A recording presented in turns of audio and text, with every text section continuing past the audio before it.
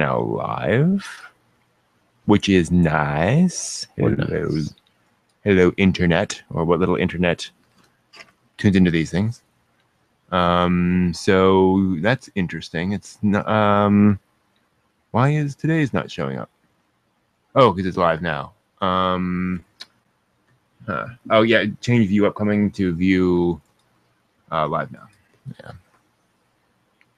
there it is.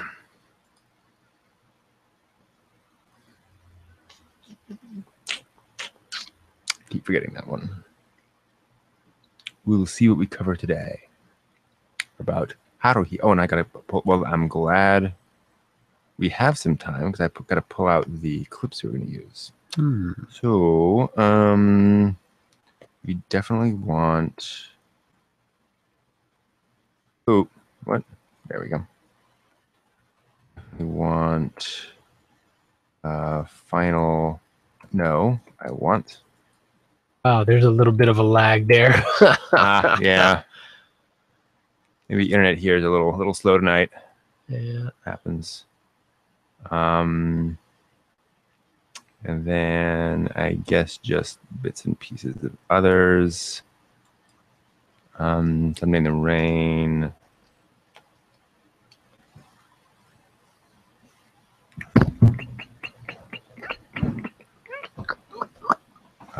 So is that actually in that episode?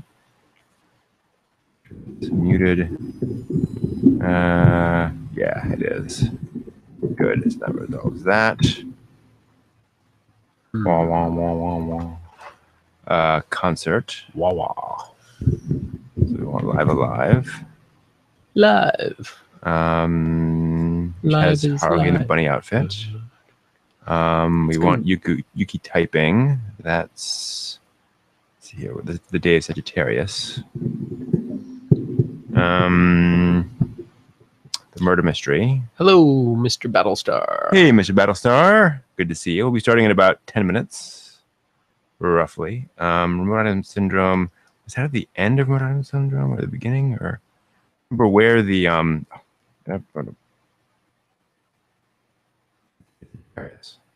There we go. Remember where the scene outside was in Day Sagittarius? Was that? Yeah, there it is. Okay, so we got the right one. Cool. Then of course the introduction of Haruhi in episode 1. So I'm wondering if no, that's one way of doing it. This is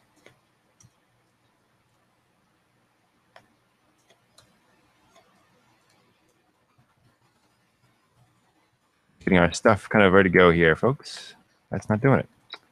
Dang it.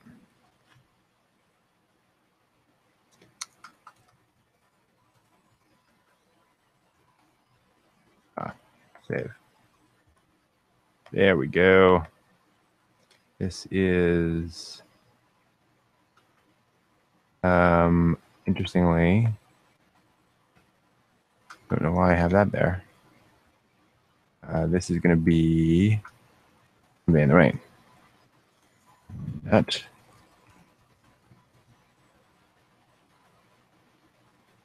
This one will be alive. Ha ha ha ha. Hopefully, I can have. Hopefully, all of these will stay here. That's Day Sagittarius. Sagittarius. So yeah, we'll have all this stuff done in time to talk. The real melancholy. Not very melancholy, is she? As they say. You need one of these. Aw.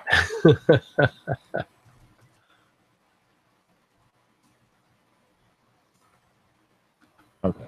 So hopefully those will stay correct. Drag this over so we have that there. Good.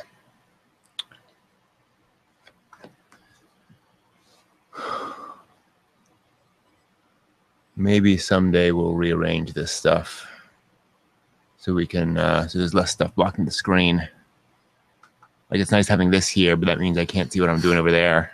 Yeah, I kind of get a little glimpse through here, but I have no idea where my glasses are. Oh, no. I lost them last week, and I'm using a backup set somewhere around here. So I can kind of see, but not the fine details that far. Gotcha. Yeah. Well, looks like I'm looking right at it. You know. Oh, we'll be talking mainly. Does this need to be bigger or smaller in terms of font size? Here? I can read fine? that. Okay, yeah. good. Make sure. Cool.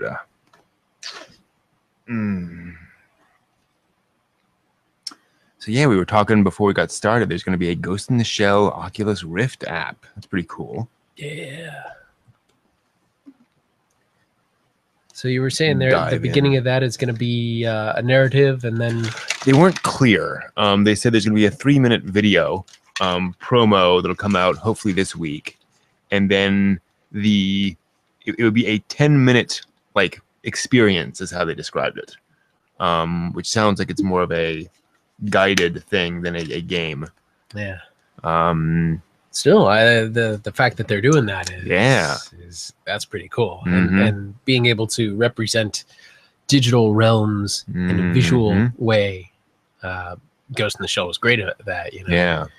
Diving into somebody else's mind, hooking in the cables. Yeah. So we'll see what we can, what that'll look like, and certainly they'll have plenty of digital assets and such for that kind of experience. Gotta have the Laughing Man character. Oh yeah, that'd be awesome. I thought what I do is, what was the line? I thought what I do is I look like all the other people, something like that. Yeah. That was, love that episode where you find out, you realize all the hackers living in that not an asylum, but that the collective, yeah, like the school almost. Yeah, that was a neat idea. The pure processing power of severely autistic people, more or less. How did you guys start? Anime EVA. Hey, Anime Eva. We just got online about 5 minutes ago, but we haven't really started yet. We're just chatting. We got online about talking about 5-7 minutes. Coming attractions. Yeah, about cool anime stuff, and they're now they're saying that Christopher Nolan is attached to the Akira live-action film, not as a director, but as a producer. Hey, Kaiser. So Nolan may be producing that the way he's been producing the other Tuesday movies. Tuesday. Thank you, Anime Eva. That's what it is. I thought what I do was I would pretend I was one of those deaf mutes. That's it. Right. That's how it goes. Cool stuff. So, yeah, we should mention after either this week or next week, depending on how much content we get through, we're going to go on hiatus for a little while.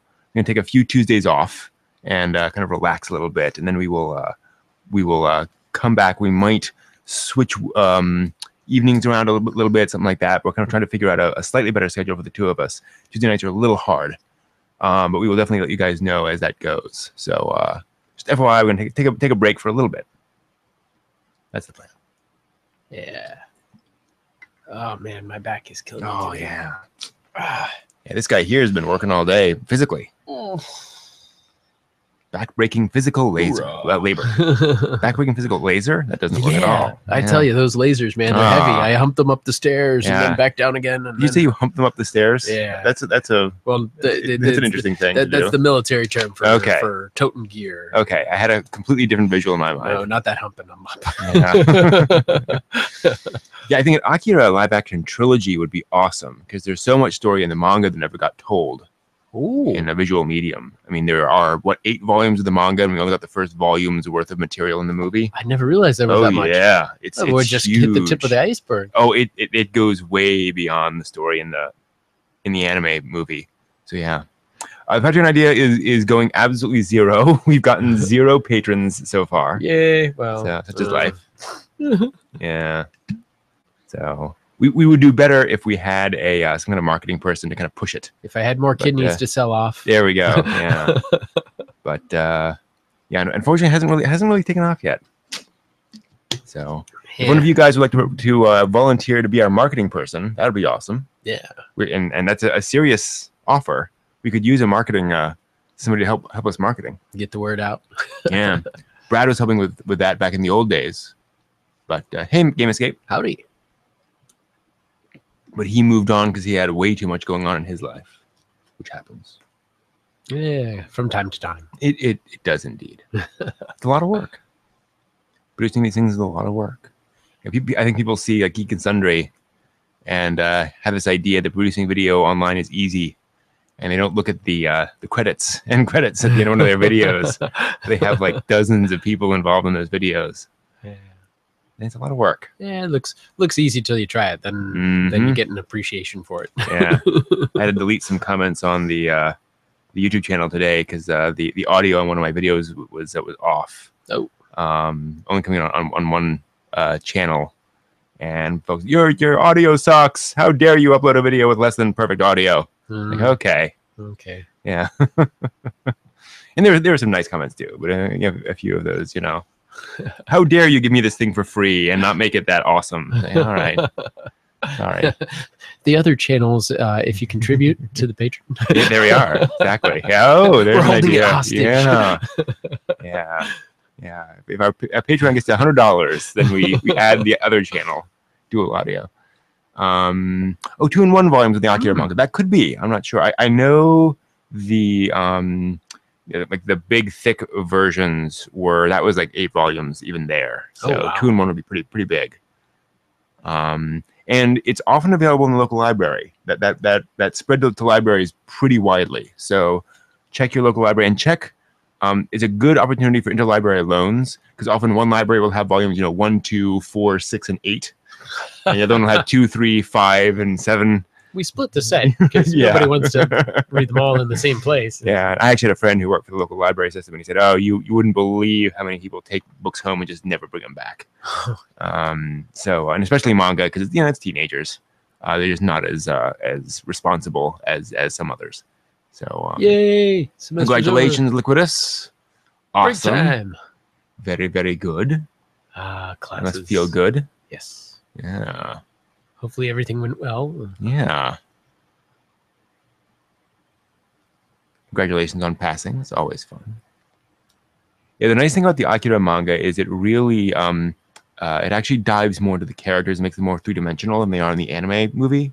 Just because it's an action movie. There's only so much time to really flesh out the characters, so they become much more interesting and deep in the manga version. So I wasn't a huge the film is certainly a remarkable achievement, but I had my issues with it. I was going to say that. Kind of a big flashy action movie, but the manga I really loved. What year did that come out? 88. 88. It kind of has that feel, that 88 feel to it. Kind of some of the styling. Cyberpunk. Yeah. Yeah, cyber isn't used as much these days, except for when referring to security. True. In the early days, it had a lot of different. Well, it's funny. I mean, we've kind of achieved cyberpunk in a lot of ways. Yeah. A lot of that technology is kind of here already. So there's been some talk about that in the cyberpunk community because it's starting to split off and kind of make a diaspora because folks are like, we can't tell cyberpunk stories anymore. There's the technology's caught up with us. Yeah. So we have to have a new vision for the future. Yeah. One of the ones I like a lot. Yeah. We'll start here in a minute. One of the ones I like a lot is called Solar Punk. Solar Punk. Which is basically sort of there's actually some anime series that are basically solar punk, but it's futuristic, but in a world in which that where like renewable energy is taking over, and where we're going back to a somewhat more community driven world. And the idea is it's basically a lot of the principles of a lot of the things that folks have been clamoring for in the future, saying we need to get back to stronger, one-on-one relationships, and we need to have better energy, and saying, okay, let's imagine that future. Let's actually go there, not in a cynical way, not in a, oh my gosh, everything's going to fall apart. massive wars. But let's kind of see what that would look like, and kind of write stories in that view. If everybody got green roofs and rain barrels and solar cells, well, exactly. That's exactly pave the idea. the roads with solar cells rather than tarmac. Yeah, and it's exactly the idea. Is okay. Let's imagine that future in a positive way. What would we see? Yeah, shoot. Cool. You think about how much road there is, and how it just absorbs so much heat from the sun. If that was converted into energy, it'd be interesting to see how you could actually, because the problem is you need a surface that is also solid. That you can't drive over solar cells for very long before they crack. But there's so much heat trapped in there. I wonder, you think that could be converted to energy in some effective way? Wow, some interesting stuff there. Info security. So we have a hacker in the chat room. Law and criminal IT. Justice. Nice. My boss used to work for the FBI. That's pretty cool stuff. Yeah. So I suppose there have been a lot of cases to study recently with Snowden and all that. Yeah. And in fact, my boss worked in criminal justice, so that's really cool. He said the problem with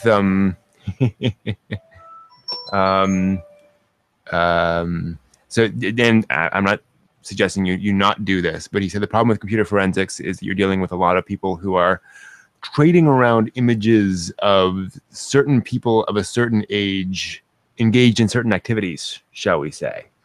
So, a lot of the cyber crime on that front was kind of soul sucking in that way.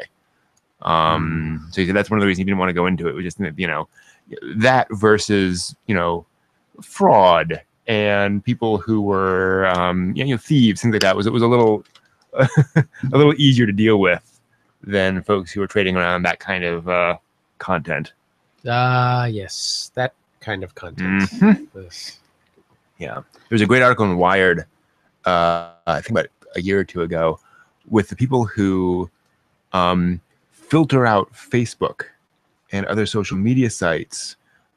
Basically, they look at all the photos being uploaded and they filter out all the stuff that don't hit the content policies. So they see all the stuff that we never see. They have to pull it all out. Yeah, and it gets really, there's a lot of turnover, I'll put it that way. Wow. It's hard to see a lot of that stuff. I mean, a lot of it is just, a lot of it's trolling. A lot of it somebody just, okay, I'm just going to upload this stuff and see if anything gets through.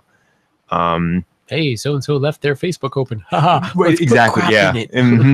There's a lot of that. And a lot of people just, oh, I'm going to, upload this so that my boyfriend can see it or my girlfriend can see it, whatever. It's like, and all their friends. Right, yeah. Somebody has to see it all. It's like, but good luck, Liquid. That's pretty cool. Yeah. Wow. Yeah. Hopefully I did not pull. It's a hot area for employment. Sure is. Good. It's still there. So it's in the right place. And if you know anybody who might be able to help market us or get our name out there. Guys, know any marketing folks, let us know. Because we could use some help finding people and talking to people and all that stuff. Oh, yeah. Second episode of Going to the Origin coming out in end of October. I'm looking forward to it. First episode was amazing.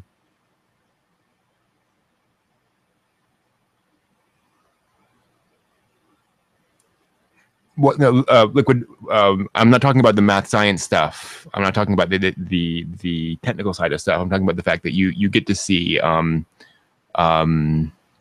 pornography of a certain kind a lot in that field. So, again, not saying you shouldn't go into it, just saying, he had that perspective. Certain people who,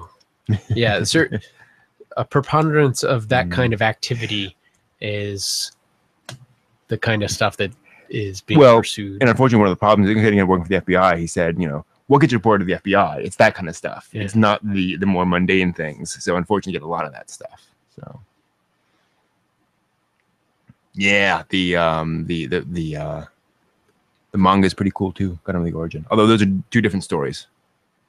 But I wish I could fit more minutes in the hour, more hours in the day, more days in the week, more weeks in the month, more months in the year, so I could watch all these anime, read more manga. That's Oh. And that's why I've been shutting down my 3D printing services and other stuff so I have time. I finished The Martian recently, by the way, which is a very good book. The Martian. Yeah, Andy Weir's book.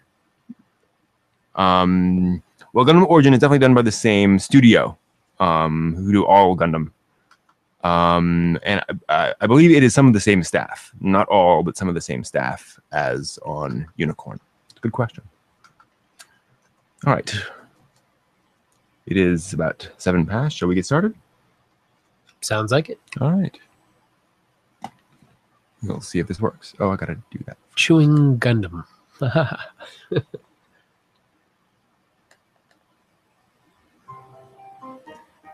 That's a nice sound. There we go. Very relaxing. It is. It's smoke. And mirrors. Yes, with the two of us that you guys probably know by now. On episode like 18 or something of this. It's been a while. Yeah, when we get to 100, we reach syndication level, right? Exactly. If only. So today we are talking about the plot of Haruhi Suzumiya. There was a plot? There was something of a plot. And what's kind of interesting about it is the amount of time the anime spends not doing the plot and then doing the plot. Because obviously the basic plot, and again, we're assuming that you watched the anime series, by this point, is keep Haruhi from destroying the world. Yes. That would be nice. So we get some of that over the course of the show, back and forth. Little sister. Oh, little sister. And then that really comes to a head in the last couple episodes. Yeah. And in a big way. Especially with the whole sequence at the end with Haruhi in that closed world. Because Haruhi has apparently kind of decided to reboot the world at this point, which is kind of scary. Yeah. And it may not come back in the same way. Very exactly. The people may be gone. And what's interesting is that at that moment of crisis, Kyon manages to keep Haruhi from destroying the world with this thing that we were talking about was actually very rare in anime, especially anime about sort of a romantic comedy, which is that he actually kisses her. A kiss? Yeah. Wow. And that kiss is it's pretty definite. And he's speaking all throughout the episode about how he actually wants the world to stay as it is, which is kind of unusual. Don't you think? Yeah, he starts off saying he wishes he could believe in all those unusual things, but then when he's confronted with those things, and they really are, he wishes he could keep it all that way. So yeah. And we were remarking about how in most anime series, you don't get an what do they call it? Public display of affection.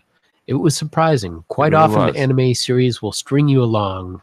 There's a dynamic tension between a male and female character, and you're hoping the guy will finally stop being a wimp and just kiss the girl, or the girl will come to her senses and not be obnoxious to the guy right when he's about to make his move. Yep. But they never seem to align perfectly, and there's that little hope, but it never seems to have closure of an actual kiss. And this was very different because there was an actual kiss. Yeah. And in the storyline, it was a very pivotal moment. Yeah. At that point. So absolutely. And the fact that the kiss is something that is central for both the characters. That it is finally Kyon doing something. And Kyon has been a very passive character throughout the entire show. Very passive. Completely reactive. And Haruhi's been kind of avoiding any of these sorts of relationships. In fact, we were saying there's a moment where he says, you really need a boyfriend. You just should find a boyfriend. And she says, I just don't want a boyfriend. I don't care about that stuff. It's just, I never really appealed to me. And nonetheless, it's always interesting that she has that jealous feel whenever Kyon's making time with any of the other women. So. Yeah, no, absolutely. And it's also interesting how, in fact, there's a bit in one of the later episodes where You see that just kind of frustration. In fact, I think it was in the same episode early on, where you see Haruhi's just kind of pissed off the whole time, and is just kind of frustrated. She spends much of the time kind of sulking, and indeed, when she actually deals with Mikuru, she's just kind of pissed off the whole time. And there's that jealousy between the two of them, which again hints at that relationship. And it seems that over the years she's been very isolated, mostly because of her behavior, but she doesn't really get involved, even though you can see that she wants to kind of. And well, she likes having minions. And she certainly likes bossing people around. And I think it is central to that idea that she does, she certainly needs other people to kind of tone her down somewhat, to help her with her wacky ideas. I wonder if part of her wackiness is because she hasn't had as much socialization, or if the socialization has caused the wackiness. Or is it the chicken and the egg? That's a good question, and you certainly see some of that hinted at with Someday in the Rain, which for both of us, one of our favorite episodes. And this is the episode where Kyon has to go and get a heater, and the fact that this episode is set much later, time wise, I think it's significant, the fact that everyone has very much found their place in this club. Haruhi is very comfortable with everyone. Everyone else is very comfortable with what they do. And very much to that point where once Haruhi kind of settles down, she does engage with folks very, very effectively. I mean, she's still annoying, but she finds her wa, as we were talking about in other episodes. Yes, the wa. Yeah, the place for everybody. Not necessarily ideal, but a working relationship. Yeah, exactly. And it's a very comfortable episode, really, in its own way. I do like the fact that it establishes the fact that they're all happy with each other, basically. It was amazing how fast the episode went for such what seemed sort of a slow storyline. It just went by so quickly. Yeah, and I think that was the enjoyment of it. It was at a comfortable pace. It didn't seem rushed, and so much was told without a lot of action. Yes, it's the kind of episode that would not play very well in a lot of other contexts because it is so slow. There is so little happening. But because of how they portray the interrelationship between the characters, how they're engaging with each other, I think it makes it a much more interesting episode. Plus the fact that they do unusual things like these long shots where nothing's really happening. We're just hearing people in the background. I think is engaging. It's interesting and unusual. And it really moves the plot along because you can see how the characters have developed their relationships. Yeah. And the significance of their behaviors and actions. Absolutely. Yes. Well, let's talk about that because the series is famous for being broadcast out of order, and much of the episodes are more or less episodic. So you can kind of bounce back and forth between that. And it's kind of interesting how, I think this is definitely one of those shows where if you know it's episodic and you know that it's out of order, you can enjoy it. If you didn't know that, this would be a lot harder to enjoy. Yeah, who's that, and why are they behaving that way, and are they normally that way? They do a very good job, I should point out, of doing that in a way that's not obtrusive. So, like Yuki's glasses, sometimes they're not there, sometimes they are there because she loses them at one point. But that's something subtle enough you don't really notice it unless you're paying attention to it or things like that. Like in Someday in the Rain, you see the photographs from their beach in the background. Oh, I remember that episode. Yeah, right. So there's a little thing. But yeah, I mean, if you have to really commit to the show, I think, and commit to that premise that you're going to see things out of order. Otherwise, it's going to be pretty hard to grasp. Yeah. Well, I say hard to grasp. Is it really that hard to grasp? Well, it has a different angle if it's watched without that in mind. The great thing about this is it doesn't necessarily detract from it if you haven't seen the other things, because you can still enjoy it for what it is. But knowing a little bit of the background of the characters, really, this fleshes out more of their personality. Would you recommend to somebody, like if they start watching it, like Kaiser in our chat room, if you start watching this and just the out of order thing confuses you, would you recommend they go back and watch it in order? Yeah, I think well, the broadcast order, personally, I enjoyed that because that's when everybody else is seeing everything for the first time.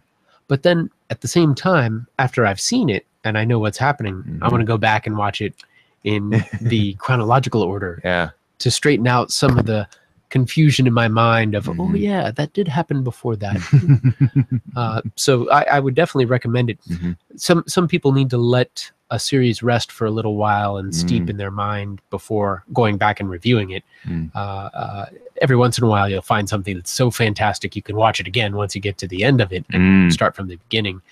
But giving it a little bit of time to rest, when you go back and you review it in a different order, then you develop a different appreciation. Even though you know what's going to happen next, there's a little bit of time that's let you forget some of the details, and you can look at it in more depth as to all the different aspects of, oh yeah, the photos, that was from when they went on vacation, which we don't know about here yet, but we knew about there, and different things like that.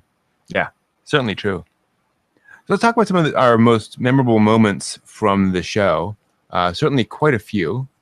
A lot of fun stuff there. Why is that? The club room.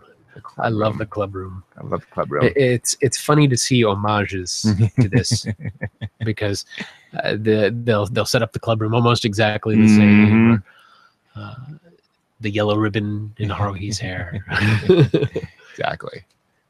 So this is certainly one of the ones that was one of the most memorable episodes would be Live Alive, the concert episode during the school festival. Definitely memorable. Yeah, definitely. One of the better episodes, I think. And there was a lot of action, and you know the music scene is fantastic. Well, let's break that down a little bit. I mean, one of the neat things about it is that you don't know it's coming up in the show. It's a total surprise. In fact, I think even if you're watching it chronologically, there are a few mentions of an upcoming school festival, but it's so rare in anime to see a school festival put this front and center. You know, we see scenes about it, we see references to it, we see characters planning for it, but having a whole episode set during the school festival is really a treat.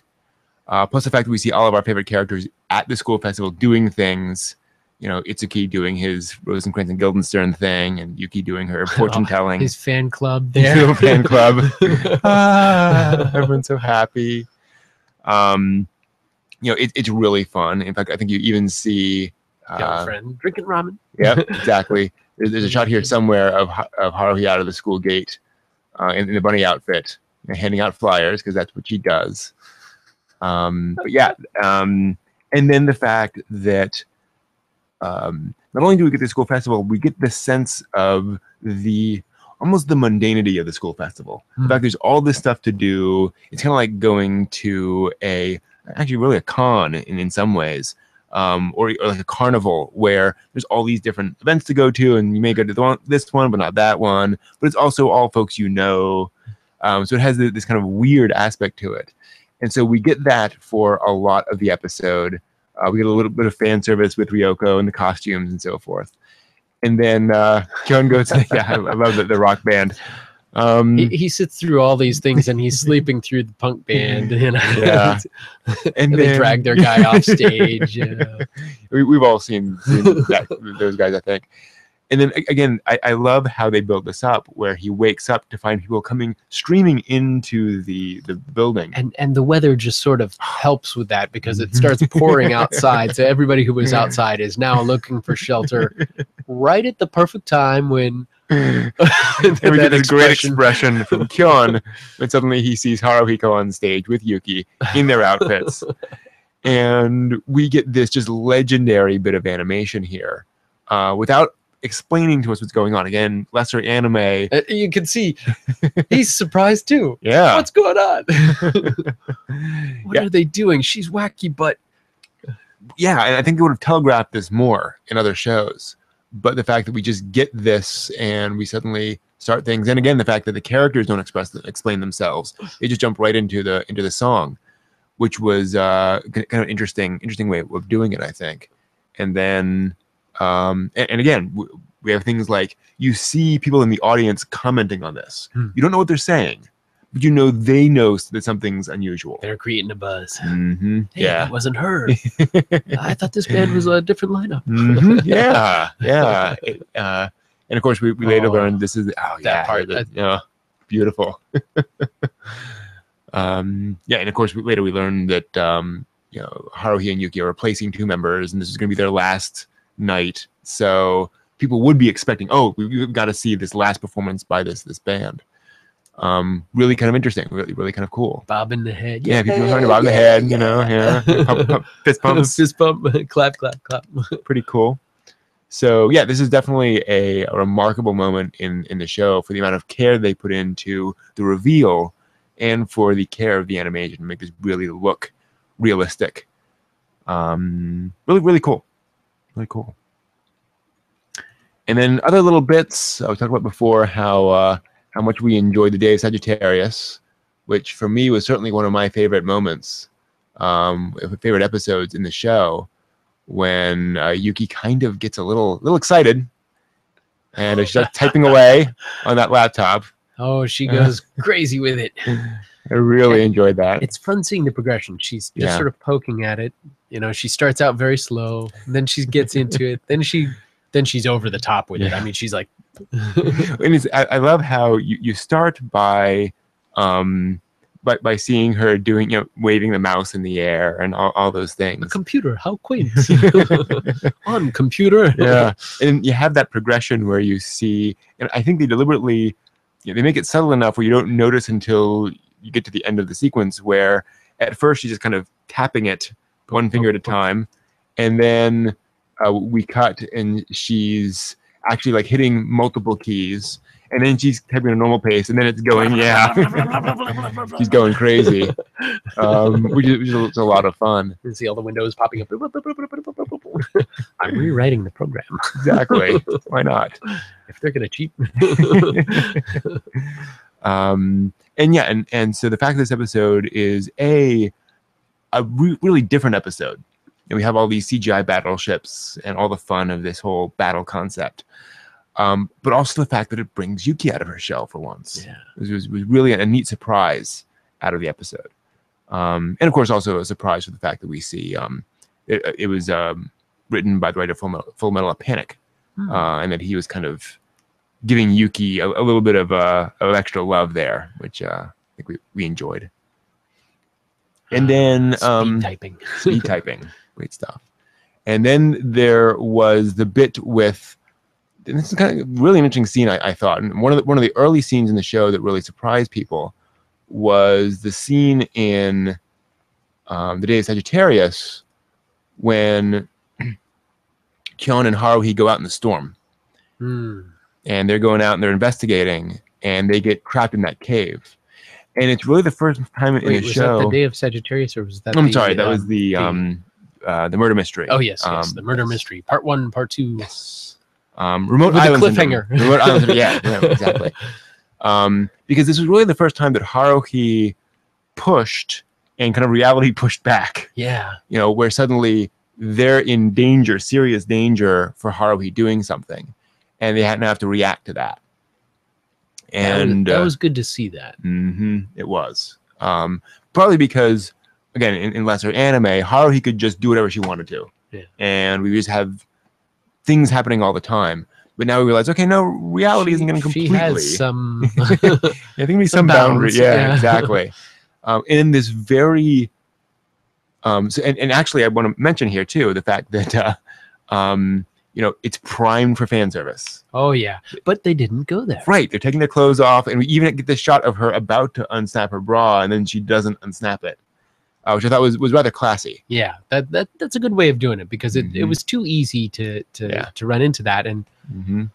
You know, and of course, when you're cold and wet, you want to get dry as soon as possible. Right. And the other thing, let's not forget, stripping completely out, out of your underwear isn't going to get you any drier, much. So it does kind of make sense that, well, really, we're gonna do that. Just take the heavy stuff and wrench it out. But yeah, I think this is an interesting plot point, and the fact that they have this. And again, this is kind of the first time we saw Kyon and Haruhi have a real conversation back and forth. That was nice. Mm-hmm. And they're really, she's asking him questions, he's asking her questions, they're debating what's going on. Not just minion. Right. Whatever your name is, you do this. Yeah, she definitely still feels like she's in charge. And I think the fact that she lands on top of Kyon and he doesn't wake up initially, and she's obviously very nervous about that. She's downright scared when she wakes up and realizes that he took the fall, literally, and he may be seriously hurt. So I think that kind of wakes her up a little bit and makes her a little bit more receptive to these things. And then of course they suddenly start realizing, oh, that's what's going on. Oh, not quite what we thought.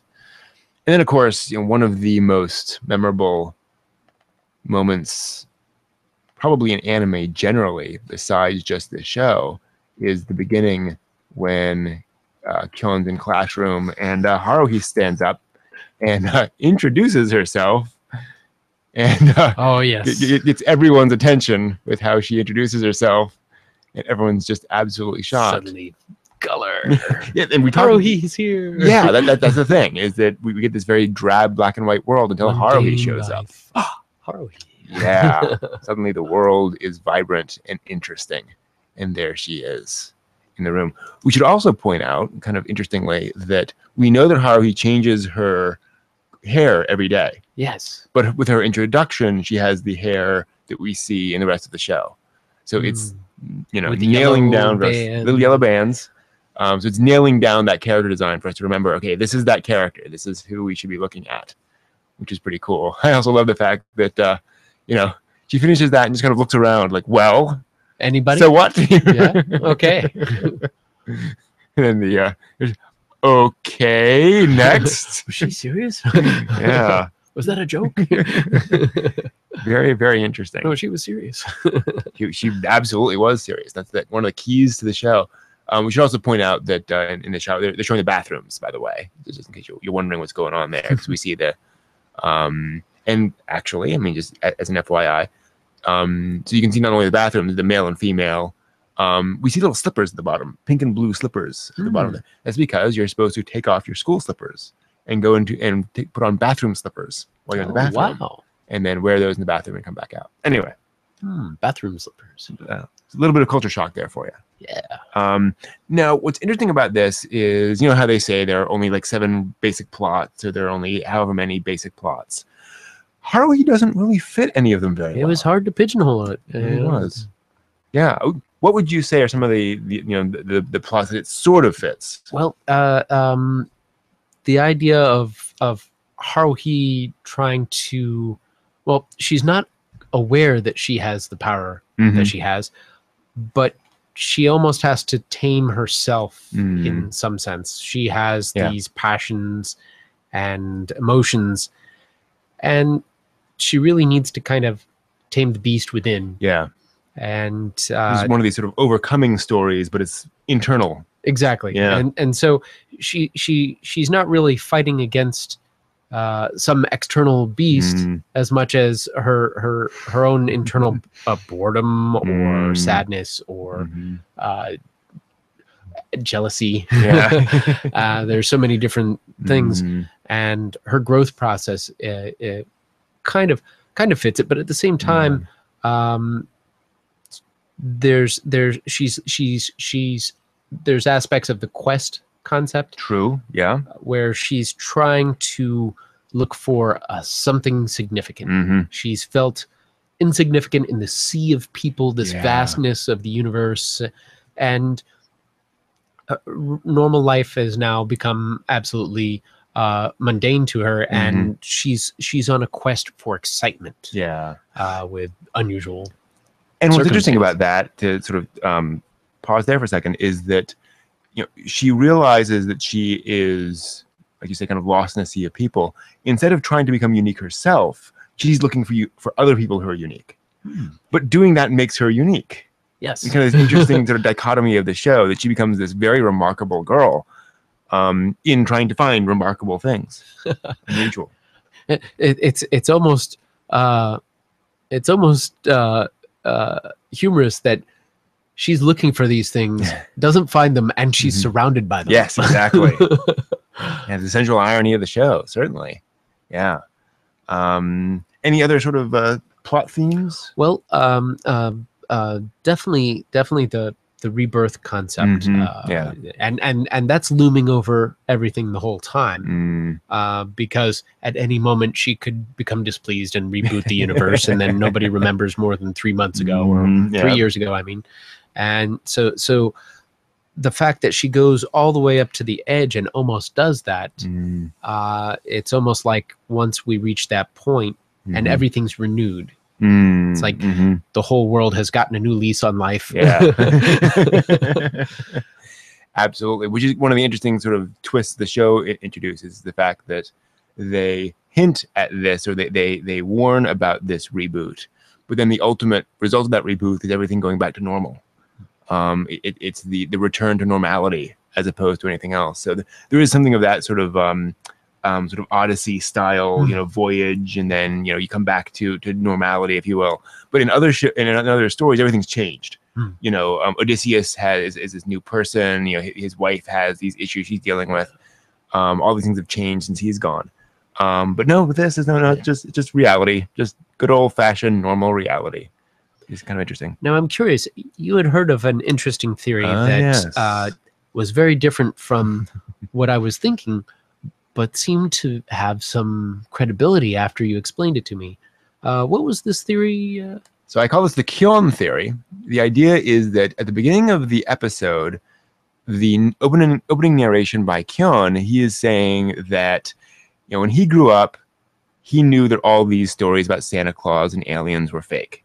He knew none of that was real. He never could quite. And he said, I grew up reading these stories and enjoying them, but I always knew it wasn't actually going to happen.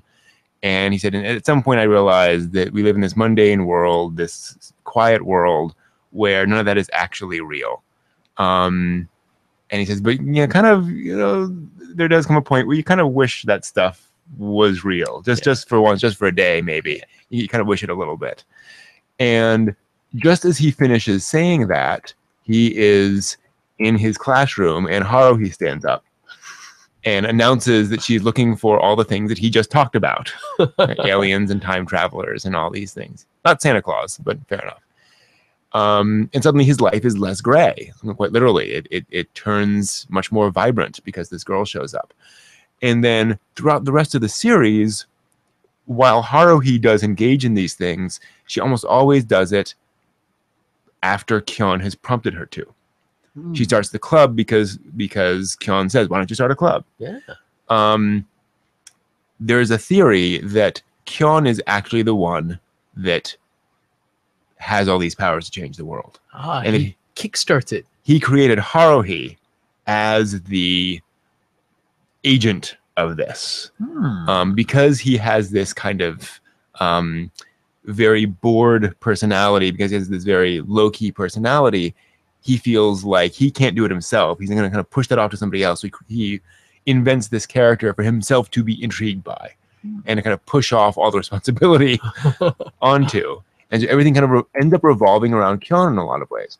One of the ways you can kind of see that and understand that is some of the weirdnesses around Kyon. The fact that we don't know his name. We know that Kyon is his nickname. People mention that he doesn't want to be called Kyon, but he gets it anyway. Exactly. We don't know what his little sister is named. Little sister. Yeah. In the credits, little sister. Little sister. We never see his parents, which is fairly common in anime, but never even mentioned. So all of these weird things around Kyon, and then the fact that the climax is really about Kyon coming to a realization. It's about Kyon realizing that he wants reality, and then kind of, insisting on that with Haruhi, and then changing things around. there's a scene in the movie, which this isn't a spoiler to say, but there's a scene in the movie where he's looking down at Yuki and he says her name. Now, Yuki in Japanese means snow, one of its meanings. As he says this, it begins to snow. Whoa, the word, and then... Right. So that's kind of the hint, and I think Kyoto Animation might have been hinting that in that scene. Or, it may have been kind of their joke of saying, okay, for those who believe in this, here's a little thing. We'll throw this out for you. But it is certainly an interesting interpretation that Kyon has this very boring life, and he invents all this stuff to make his life more interesting. Possible. It seems that way because in the beginning he says he doesn't believe in, and he spouts a list, and of that list we see all sorts of things. So we definitely see espers, we definitely see time travelers, we definitely see aliens, we see a girl from fantasy world, anime. Basically, she fits the character. Yep, because she's not behaving like any other like standard workaday girl. She's acting very different. She changes her hair. She's doing all sorts of wacky stuff. We also see conspiracies. Yes. We see murder mystery plots. We see agencies of maybe malevolence, but it doesn't turn out quite as bad. But as the mystery evaporates, and so. It seems like all the things he requests, even more than Haruhi mentioned, come about. Yes. So that seemed to follow in with that theory. Then it sure does, and the fact that all these things that happen all happen to occur around Kyon. It's all of the weird Haruhi stuff. Kyon is always involved in, and he's always centered around. In other words, Haruhi never mentions other things she's doing. Whenever they go off to these things, Kyon is always there for whatever reason. So it is rather intriguing. And of course, we should also point out that this also allows Kyon to be around 3 cute girls all the time. How he magically edited this thing without knowing. I woke up and it was done. Right, and also, what's also interesting too is hairstyles. Love that. Is how you deal with this idea of, it's so human, the fact that Kyon invents this thing that causes him all sorts of trouble, right? All these frustrations, but that is what makes life interesting. Life is in the living of all of these things and all of these reactions, and everyone loves. Okay, Haruhi. I'm changing right here. And pretty funny. I should also point out, by the way, one of the interesting moments about this scene. Not to give you fan service for replaying it, but you see all the guys getting shoved out, and you wonder, people of more reasonable character are saying, okay, you got to leave. Well, here's the funny thing. Like, how do they all get pushed out so fast? Who do we see in the doorway immediately but Ryoko? Oh. I wonder if that's a little hint about her powers that she, okay, you're all getting out of here now. Kind of funny.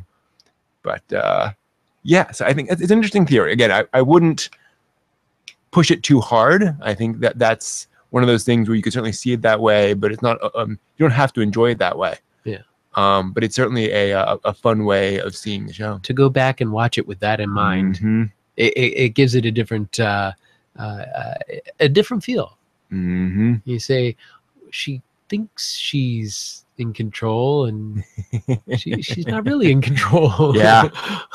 Quite possibly. Which, if she did have all that power, might be good that there was someone who was a little more level-headed who was wielding that power. Well, and that's actually an interesting way of looking at it too. Is that if Haruhi really can recreate reality, why hasn't she made a more exciting, remarkable reality? Yeah. You'd think the world would just be full of aliens and time travelers running all around like Gintama. But instead it's this very dull world. So, who knows? Who knows? And I should also point out, I have not read the novels. I read like the first 1 or 2. So some of this stuff may be plotted out or hinted at or disproven or something in the novels. I'm not saying one way or the other. This is talking about the anime, not about the other stuff. So I'm going purely off of the show. But it's neat. There's a lot of stuff there. Very exciting. Yeah. Absolutely. So that is the plot of Haruhi from our perspective. Thank you all for tuning in. Come back for the sound and music we'll talk about next time. Cool. All right. Do you want to talk sound and music or move on to something else? You want to? 10 o'clock. The trickiness with sound is we can't really play the sound. No. And You can talk about it, though. We can talk about it. Yeah. It'll be a small segment. Yeah. True. And, I mean, the sound stuff is kind of hard to describe anyway. I mean, it's a lot of how, you know, the all this kind of stuff. Yeah. Okay. Should we save that for next time? Because then we can put in video clips with it. Say, look at this when you listen to this when you're at. Good idea. Yeah, that's a good idea. And we can also kind of mix it in grab bag. Grab bag. The two of them. Yeah, that fits. Cool. Okay. So now we can look at the chat room again. I know you guys have been talking about Dragon. Having Ray and Asuka fight each other, which would be very unfair. Ray and Asuka.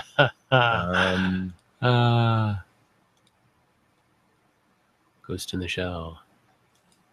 Ooh, what's this? LOT? Which one? What? What was that acronym? Legend of the Galactic Heroes. Oh, I haven't seen that. Me neither. Kaiji. I've seen everything on your list, Mr. Battlestar, except for Kaiji and Legend of the Galactic Heroes. Kaiji. Yeah. Dragon Ball Z doesn't really have canon per se. it has stuff happens. More like that. My sister-in-law was talking about a show that she watched when she was young called Yadaman. Yeah, Yadaman. Yeah. And she was saying that was fantastic, but I'm not sure exactly how that's spelled because I don't think. I think it's Yatterman. Yatterman, I think. That's why I couldn't. I should say I think it's been Romanized that way. It may be different in Japan. Yatterman. Yeah.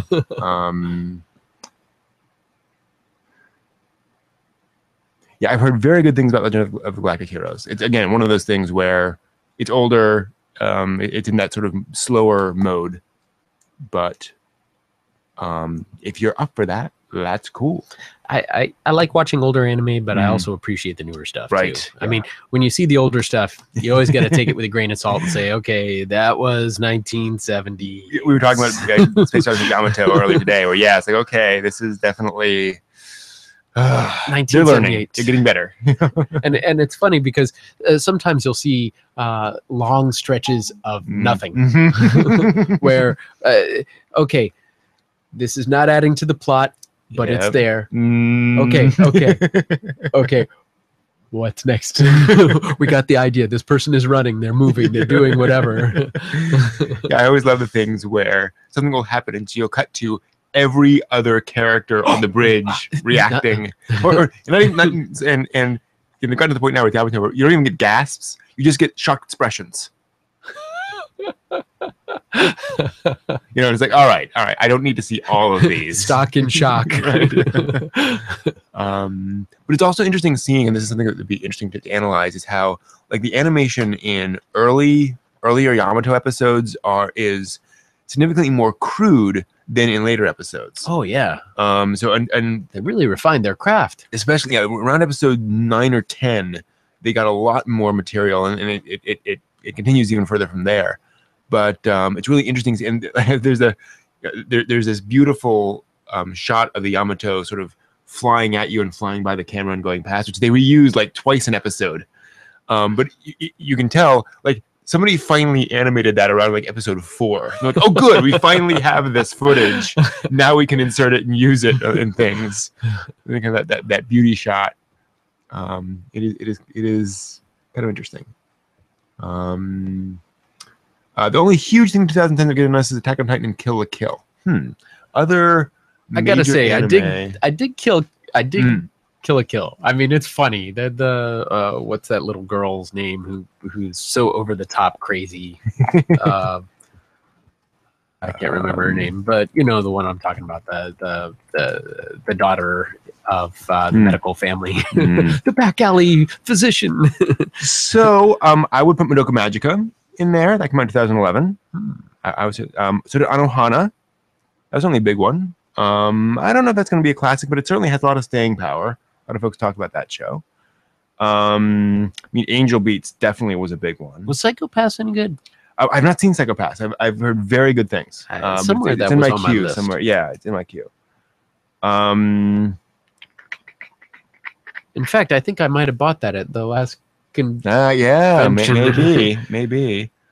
Looking for other major anime of that. That's weird. Why is that show on that list? Since 2000. Huh. Unless there was a new Boogie Pop thing. I mean, it's certainly been, significant anime recently, but in terms of really huge ones, you're certainly right. I think Madoka Magica would be in there, and Anohana. But there haven't been any other really huge. I mean, Full Alchemist Brotherhood, arguably, but that's really a holdover. That's from a the continuation. Yeah, that's a. I mean, I'd call it a reversioning, the franchise. Restamping. Yeah. Space Yamato remake. Oh yeah, the 2199 and live action actually was very live good. Action was pretty good. Yeah, definitely.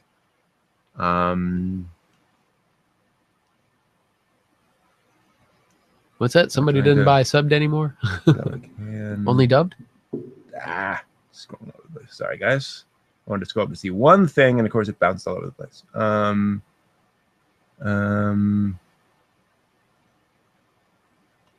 Well, I would disagree that anime goes for quantity as opposed to quality now. They've always done that.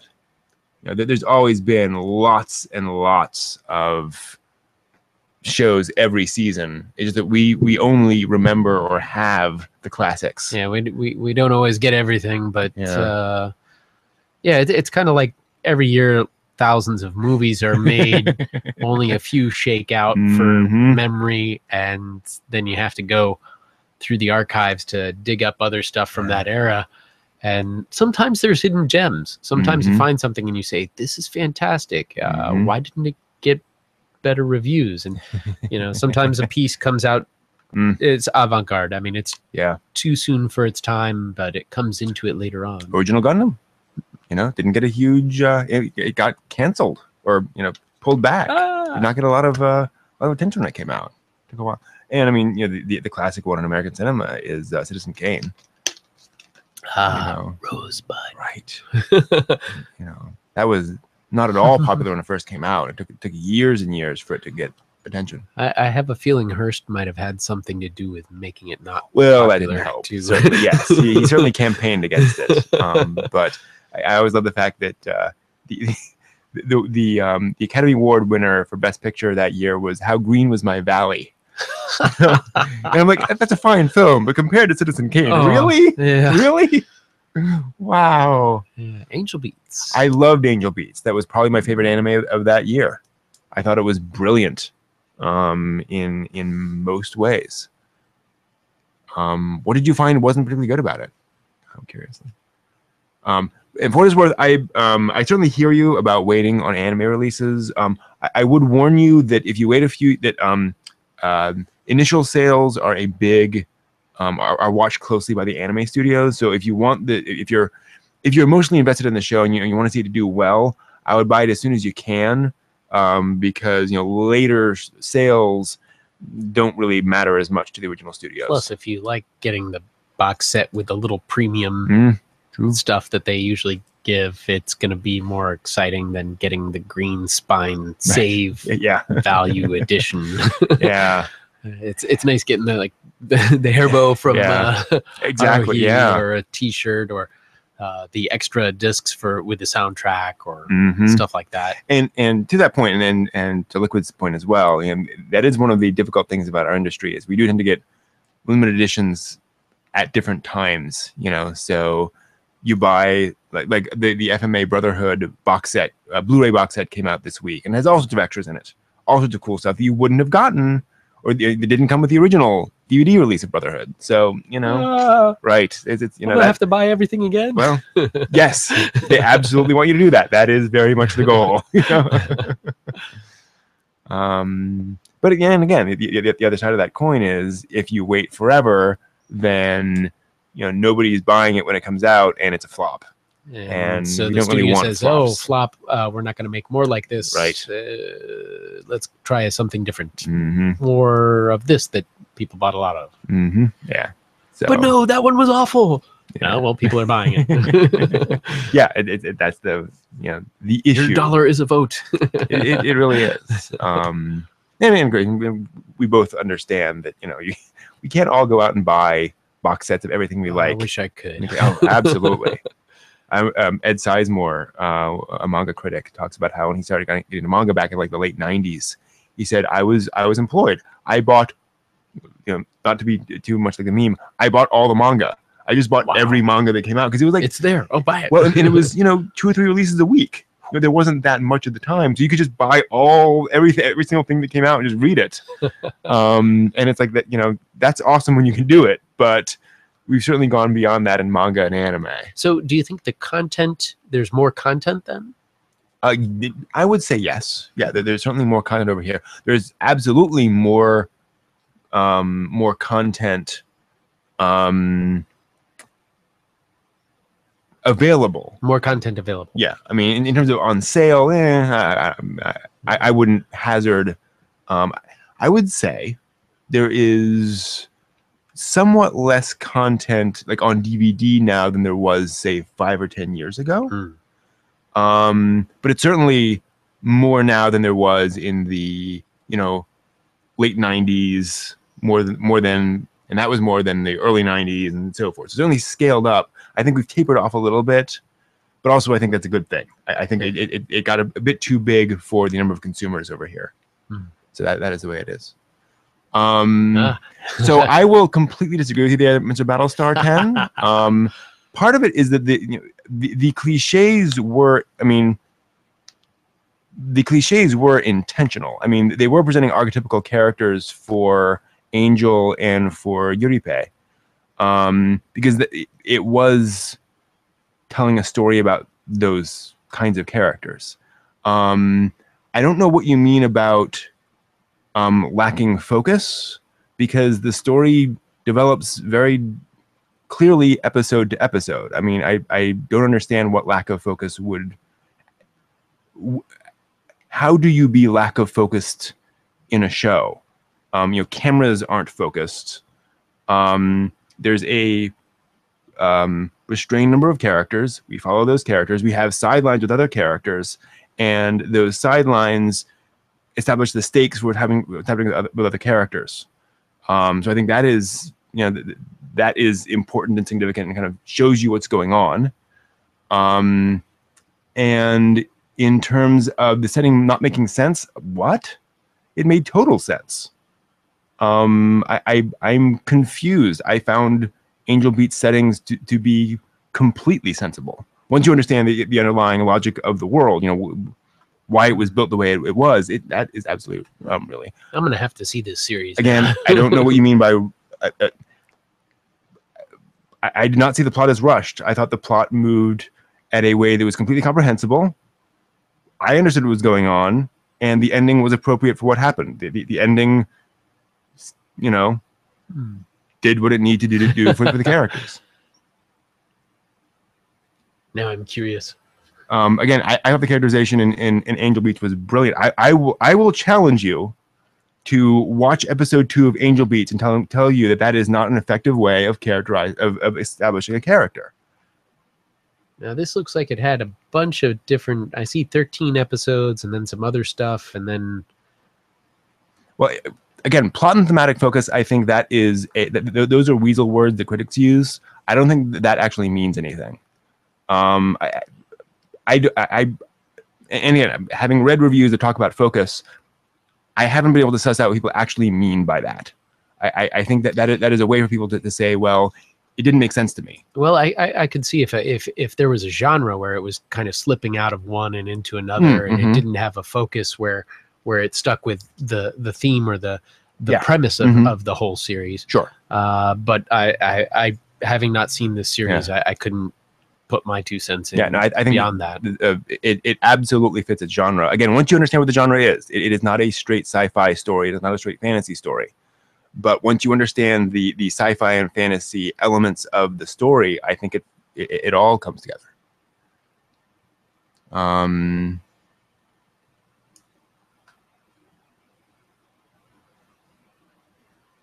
Yeah, I don't know what plot focus means. So now, I mean, you know, how do you unfocus a plot? And by that I mean the plot is literally just what happens. The plot is this is what happens in the story. I don't know how you get unfocused. It's like saying, you know, these walls aren't sufficiently colored. They have a color. You may not like the color. The color may be appropriate for the room, but it's there. So that's what I don't understand. Yeah. I that's a funny character. Right. I like that character there. and again, one of our concepts here is that not magical girl. We'll get to that in a second. You know, we can absolutely argue and remain friends. I very much believe in disagreeing with somebody and hashing out what we actually believe and see in a show. So don't worry that this is going to, you know, piss folks off. We can both get emotional. We can both feel very strongly about these things. But I would much rather us go into detail about what we actually mean by our words. Oh yeah, than because then there, you reach a bit deeper understanding of. Yeah, exactly. As to the genre, it's I would say magical drama might be a way of putting it. Well, fantasy drama. So it is a characters in a particular fantastical situation. With some comedy, it's a little like Haruhi, and it does reference Haruhi, in that there are these fantastical elements to it, much more strongly than in Haruhi, but it is fundamentally about characters coming to grips with their with themselves. So it's more drama than anything else. It was basically a visual novel concept. Transferred over to anime, something like Steins Gate, something like that. Although there was no visual novel initially, but I thought Angel Beats was brilliant. I ran. I did like that song. What was that song? I ran by Flock of Seagulls, and I ran so far away. Yes. Away. Interesting U.S. intros for anime. That's a good question. Well, so certainly the Yamato was an interesting one because when Star Blazers came over, what are some interesting examples of U.S. intros for anime? So different, changed over, right? There was, you know, it seemed like there was a different intro in the beginning of some series that I was watching. I want to say it was. Was it Gundam? I think it was Gundam. No. No. Oh, yes. It started out Japanese, and then they changed over to something that was very different.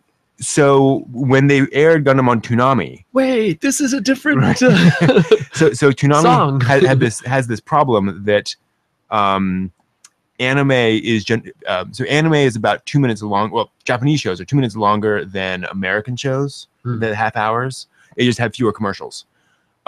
So how do you broadcast a show over here without cutting out content? Yeah. You cut out the opening and ending credits and make new versions of them. So they did like a 30-second version of the opening credit sequence, which is their own music with basically a set of clips from the show. Well, I was wondering why they changed it. They were doing good with this song. Well, and now it's that song. And you know, and so when they released it on DVD, they had some of the episodes have the original version, some of them have the Toonami version of the opening credits. Let's see, what's a good? I always laugh every time I hear the opening for the imitable Justy Wecky Tyler, because it just sounds like they're trying to cram a lot of words. He's such a lucky boy into just a small Americanized anime openings. So I would say Yamato is one of them. In that when they made Star Blazers out of that, they just translated the song, same music, same things, and the lyrics are basically the same as the Japanese song. I mean, not exactly, but yeah, more or less. So that was kind of neat that we got that. Astro Boy is famous for the fact that Astro Boy. There were no lyrics in the Japanese version. Really? Wow. It was purely music, and when it came over to America, the problem was like Howdy Doody, you know, the other ones, they all had lyrics, and so they're like, this is going to look really weird when there are no lyrics to the song. So they wrote lyrics to the song, did it in America. When it went back to Japan for Tezuka to look over, he liked the song so much. he had it translated into Japanese and had Japanese singers sing Wow. it. So the official version of it is, you know, a translated version of the very weird. Some things go the other direction. Yeah, exactly. It happens that way. See, I remember closing from what's it called? Ergo Proxy. It's using American music. Interesting. Chicken Heads. Chicken Heads. Yeah. What is the name of the song? I think it's by Radiohead. Something about crazy chicken voices in my head. Interesting. But that's more of a closing credit and not an opening. I'm trying to think. I know. I mean, Ramo and Half. They sang all of those opening and ending themes. I thought they did a good job there. But nothing really leaps out, which is kind of interesting in and of itself.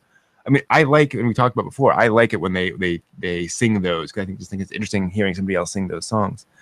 Tenchi, obviously. The theme to the second Tenchi OVA, I consider to be my personal theme song. So I'm a big fan of that. I'm a Pioneer is the name of that song. That's kind of a fun one. I gotta say, I like the opening to Michiko and Hatchin. Oh, interesting. Just there's something about it, you know. And that style of opening reminds me a lot of Tank and Cowboy Bebop's opening.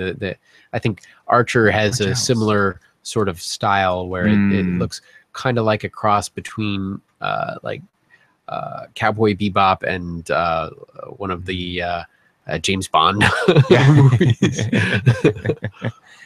But having musical intros is it's very rare in anime, really, to have just a straight instrumental opening. In fact, the Tenchi OVA was one of the first to do it, or one of the first memorable ones to do it. But yeah, the Sailor Moon US intro was unusual. Well, I shouldn't say unusual, but it was remarkable for the fact that it did. They use the same song, but they made the lyrics just more "she fights evil," where it's a more romantic lyrics in the Japanese. I'm curious what you guys find some of the good ones. The Card Captors US intro that was painful. I mean, I like it when they do that, but that certainly was. So Card Captor Sakura is a magical girl series. Those who aren't familiar, it sort of makes fun of magical girl series, but it's also a very solid magical girl series by Clamp, who's done a lot of other interesting things. And they brought it over here. They did a rap song for the opening theme song, and it just doesn't fit. It's this cute 10-year-old girl doing cute 10-year-old girl stuff, and it's just no, that's just it doesn't fit. Sadly. Oh, I've got to listen to the Space Dandy. Interesting. Japanese versus US closing. Yeah. That should be fun. Yeah. One thing I'm just always Brent always reminds me, and I always just keep hitting against the door. I always want to do audio on this show, but I do sadly too. They would take us down. He reminds me if we put up audio. Absolutely. And to be fair, back when we were on Ustream, I did audio all the time. And then when I came over to YouTube and started doing stuff, I would do the same thing and said, oop, video taken down. Oop, video taken down. All right, let's just do 10 seconds. Oop, video taken down. Yeah. So I remember I did one where I had music running in the other room. Oh, no. And it picked up 20 minutes, maybe. And he still picked it up and took it down. I mean, I could barely hear it myself, but it had filtered through. I was like, oh my gosh. They have those algorithms that look for that. Oh, beep, beep, beep. Okay. Absolutely. It's amazing. Makes me wonder if I sang one of these songs and I was close enough. I was close enough to be taken down. There was a court case just this week where Prince, or the lawyers working for Prince, the artist formerly, I was going to ask, but also now maybe he's whatever. As. I don't know. Like a couple of years ago, they took down a YouTube video where a woman had recorded her kid dancing to a Prince song that's on the radio, and so that went up, and they had it taken down. And it was only down for a couple of weeks. She contested it and it went back up, but she sued the lawyers, asking for, and you can basically ask for some token damages, basically, and that kind of thing, saying basically, I don't need $1 million, but that was inappropriate and this needs to go out in court. And she won. Cool. That and it was like a couple-minute video, and the idea was that that actually is fair use. That is why we have fair use laws. Fair use. That one of the ideas behind fair use is that it's not just like criticism and so forth, but if there is no commercial damage to the artist, intended or actual, then it's considered fair use. But again, it gets complicated. Shinzo Mushrambo. Not familiar with that one at all. Never heard of that one. Shinzo. That sounds familiar. Yeah. Yeah. Lots of goofy Americanized versions of songs. And granted, I mean, the Japanese versions are goofy too often. We just don't have the cultural context to see how goofy they are. They just seem different to us, but probably to them, they're all rolling their eyes. Hard for us to see. Shinzo. Oh, wow. Mushrambo. That's very interesting. What kind of show do they say? Humanity is exterminated by a genetic race created to fight a deadly virus. Looks cute. One of the scientists brings his young daughter into a cryogenic sleep, hoping she will awaken one day. Oh, is that a female protagonist? That's awesome. Yeah. Sweet. 500 years later, her journey goes on. Sounds like Kurogane Communication. One of the more uneven shows I've ever seen in my life. Excerpt taken from animedb.net. Credit where credit is due. Any violation is definitely unintended. To all lawyers listening.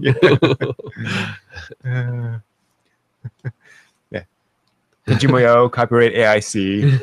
Cowboy Bebop, copyright Sunrise Bandai. Actually, they were Sunrise Bandai at that point. Evan, copyright exactly. LOL Studios. Brent, copyright. I don't know now.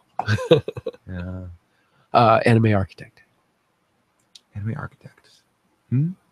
Architect. Archaeologist. Archaeologist. There we go. Yes. Right. 30 episodes. Not bad at all. Yeah, 32 episodes. Pick that up. Yep. Yeah. I'm gonna write that one down. So you could probably find cells if it was back in that day. Yeah, maybe. And that's they were switching over at that point. Yeah, exactly. Just gonna write that one down to acquire. Mushrambo. Cool. Always cool to find interesting. Of course, I got to finish Yamato first. Ah, yes. There's so many Yamato. Favorite English dubs. I mean, for me, Tenchi is way up there. It was one of the first great American dubs. I kind of like Bacano. Yes, they did a great job with that. Yeah. I was impressed. And let's ignore Cowboy Bebop. I mean, Bebop is everyone knows Bebop is a big one. Coming, yeah. Copy left. Oh, yeah. Lupin the Third. Oh, yeah. Most Ghibli dubs are pretty well done. Can't complain there. I'll give you a favorite one. The Fox dub of My Neighbor Totoro. I've got to listen to that one because that's different than the Disney, right? Because they licensed that before Disney licensed all the Ghibli stuff, and it was actually directed. The English version was directed by Carl Maychek, who did Robotech. So he directed that, and he was responsible for that dub, and I think it's one of the most perfect dubs ever done in anime. Is that My Neighbor Totoro dub? I've got to go and listen to that because I remember when I was reading, I was researching it. I said, "Whoa, yeah, two different." Yeah, and everybody was raving about the Fox version. And the Disney version is fine. One of the problems with the Disney version is that they hired, it's Dakota Fanning and like her younger sister play the two little girls, and there's just something about their performance that's a little too raw for my tastes. And a lot of other people's tastes, it's a little too saccharine, I guess. And the Fox dub, it's young women, and they just, I don't know, they hit it just I think a little more accurately. One of those things. Oh, cool. That's a nice thing. Other Conan favorite English dubs. That's a good question. It's funny. When I was watching Ranma, I really felt like somebody changed. His did he grow up between seasons? How did his voice change so much? Because but that was That was a little unnerving because I'd grown used to this previous sounding Ranma, and now there's this other sounding Ranma. Yeah. Ranma was actually one of the ones where I did not like the English. I didn't like, I think, it's either the male or female versions of Ranma. For some reason, the voice didn't work for me, which is weird. In terms of other things, oh, hey, Danabad. Thanks for joining us. Other funniest one. There's different funny moments. Oh, Trigun, yeah. The funniest anime I've ever seen is Kadocha. I will just go right out there. That's always been, for me, my funniest anime ever. Oh, Child's Toy. I haven't seen that yet. That's on my list. But we will have to watch it at some point. That's an easy one. I really laughed. One joke in one series I laughed so hard about that I had to get the series, and I bought the individual discs. Wow! Before there was a box set or anything, it was Dojin work. Oh yeah! And when the one girl says to the Miss, you dropped your porn. I just could not stop laughing. I had to find this series and buy this series just because of that one joke. It was just so funny. I definitely laughed a lot at Watamote. Watamote was excellent. Yeah, I laughed a lot. In terms of recent anime, I think that's the one I've laughed the most at. Especially that we were talking about the bakery. The bakery reveal was just brilliant. Oh my goodness. Getting some YouTube lag. Let me check over here. That's weird. We're seeing 0 viewers. 1 viewer. Okay. Oh no. What's going on? Oh wow. It's taking forever on that. That's weird. YouTube. Strange. Screwed up. Let's see if that even goes through. Why is that taking forever to go through? That's bizarre. We're seeing 0 viewers now. Uh-oh. And it went 1 and then 0. So I fear YouTube may have killed. Let me check Wi-Fi. Wi-Fi is connected. I'm seeing full signal there. I will keep looking over here. Trying to think if there's a like an internet signal thing. Not us. Is there like an internet speed test? Try that. Oh yeah. Speedtest.net. Yeah. Enable flash. See what's going on. 1 sec, guys, while we try to see what's going on here with internet. Doggone it, YouTube. Oh dear. Let's see here. Well, we're okay on download. Moderately. Funniest anime. That's hard, man. Yeah, it is. Let's see. Tyler is pretty darn funny. Tyler. Yeah. That's pretty hilarious. I really liked Azumanga Daioh. Yeah. Yeah. Oh my goodness. Mm-hmm. It's just so wacky. Yeah, certainly Azumanga would be up there. Osaka. And she's looking at the dots in her eyes. Was that the series where everybody's on the roof and they have the perfect yawn? Yes. Yeah. Oh, that's the perfect yawn. Oh my goodness. Kind of looking through my anime list. Yeah, those would be the main ones for me in terms of comedy. Razzlemine? Rizzlemine, yes. I've heard of that. Haven't seen it.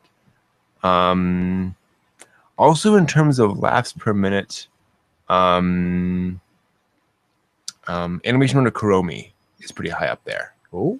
It's an anime series set at an anime studio. Kind of like Shirobako, but much more wacky comedy. So imagine Shirobako told in the style of Azumanga Daioh, basically. Yeah, it's pretty awesome. I've got to see that. The 2-episode OVA, very easy to go through, but really, really fun. Actually by the same guy who did Kadocha, so that would work. Yeah, is it back for us yet? Yeah. How'd our other speed go? Yeah, fine. Speed? We're getting Up like speed, 15 down up, speed? 8 down, something like that. So you guys still there? Yeah, we're talking. You guys see us now? Are things happier? We're still seeing 0 viewers. That's worrying. And YouTube's not saying anything to us. Oh wait, it is. That's right. Why are we seeing? Oh no, that's what we normally see. Never mind. How do I jump in from over here? You still have lag. Okay. Let's see. Everything on our end is looking clean, so it must be a YouTube problem at the moment. What kind?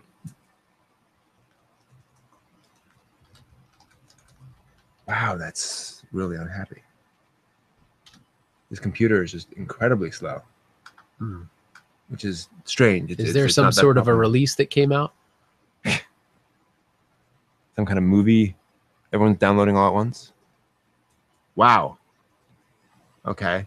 That's bizarre. I don't know what's going on. I'm stuck on Akano. And if I try to Akano. That was a while back. Yeah. Oh no. Let me see if I can go to live now and see what all we've got here.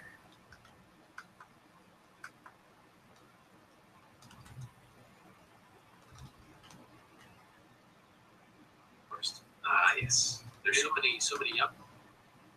Looks like I'm getting here. It's paused when we started talking about our favorite English dubs. Brent said yes and freeze. Let's see. So I am lurking somewhere. Okay. Wow, and now this is bouncing all over the place. Like it is it stuttering or slow? Is that when you just typed? Okay, I just got that. Okay, so that's okay.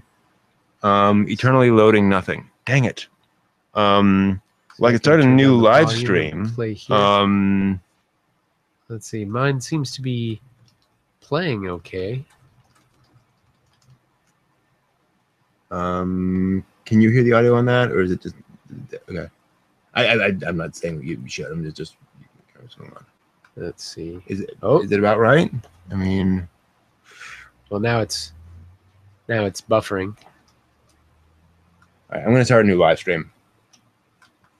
I'm just gonna kill it and start over again. Okay.